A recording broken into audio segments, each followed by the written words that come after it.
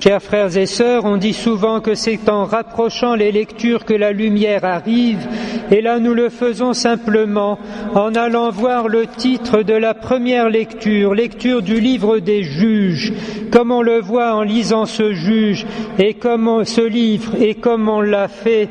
en allusion dimanche. Ces juges ne sont pas des magistrats qui se tiennent dans un tribunal pour rendre la justice. Ils sont les chefs du peuple de Dieu. Au moins pour un temps, le Seigneur les envoie en mission afin d'arracher son peuple au péché et de le ramener à la fidélité de l'Alliance. Alors il pourra recevoir les bénédictions que de son côté le Seigneur ne se lasse jamais de lui accorder. Du coup, nous comprenons dans l'Évangile que le Seigneur annonce à Pierre non pas la gloire eschatologique, mais la fondation de l'Église, et que bientôt, eux qui ont tout quitté pour le suivre pendant les 3 ans de sa vie publique, seront les fondations de la Sainte Église de Dieu et les chefs du nouvel Israël. C'est ainsi qu'en effet ils reçoivent au centuple dès ici-bas et se méritent aussi par la fidélité de leur service la vie éternelle.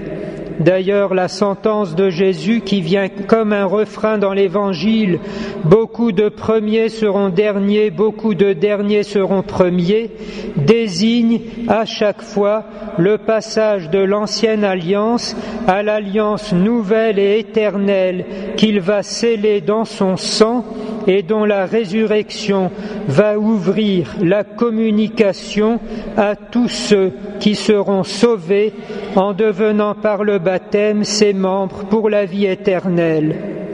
On comprend alors que le don de Dieu n'est pas seulement spirituel au sens lointain dans les nuages ou pour l'au-delà, mais il est réellement anticipé pour nous ici-bas, dans la vie chrétienne, les sacrements, la vie de l'Église et aussi notre engagement au plan temporel. C'est aujourd'hui la fête de Saint Bernard, on connaît le chantre de l'amour divin, on connaît le chevalier de la Vierge Marie, celui qui nous dit de la Vierge Marie, on en dit et on n'en fait jamais assez, puisqu'elle est la mère de Dieu et qu'en elle se trouve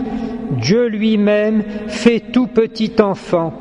Mais il est aussi le prêcheur de la croisade à Vézelay.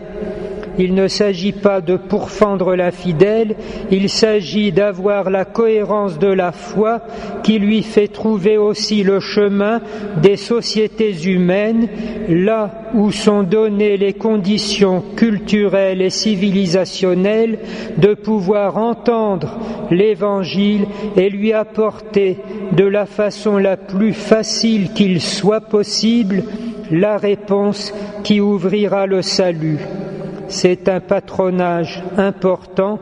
non seulement pour les jeunes routiers à Vézelay à chaque Toussaint,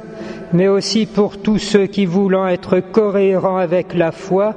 doivent entendre les appels du Saint-Père en même temps que de l'Esprit, afin d'être fidèles à ce que le Seigneur attend de nous dans l'étape que nous traversons